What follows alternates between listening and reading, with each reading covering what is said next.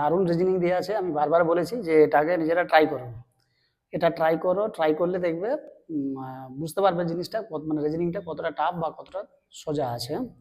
তাহলে আগে বারবার বলছি নিজেরা ভিডিওটা পজ করে আগে একটু নিজেরা ট্রাই করবে, ভালো লাগবে রিজনিংটা প্র্যাকটিস করতে।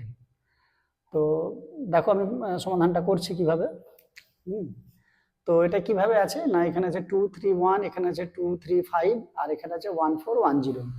231 121, মাঝে আছে 726, এখানে আছে 314, এখানে আছে 154, মিডিলে কোশ্চেন মার্ক। তাহলে আগে আগে নিজেরা একটু ভিডিওটা পজ করে ট্রাই করো। তাহলে সলভটা আমি এবারে করছি, কিভাবে করা আছে না দেখো, এখানে যদি এই যে দেখো 235, এটাকে যদি আমি একসাথে লিখি 235, ঠিক আছে। আর উপরেটা কত আছে 231, এটাকে যদি আমি যোগ করে দিই 3 2 5 1 6, তো 6টাকে যদি মাল্টিপ্লাই করি দেখো 1410 চলে আসছে। একদম আশা করি বোঝা গেল। তো এটা করা আছে, এটা একবার ট্রাই করে নিই।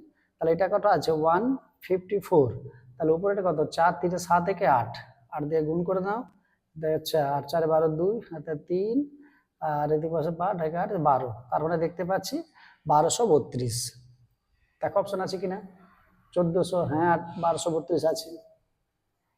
তাহলে আশা করি বোঝা গেছে কিছুই নাই, এইটা 235 আর এখানে উপরেরটাকে যোগ করতে হবে, তাহলে 235 এর সাথে উপরেরটা যোগ করে মাল্টিপ্লাই করে দাও।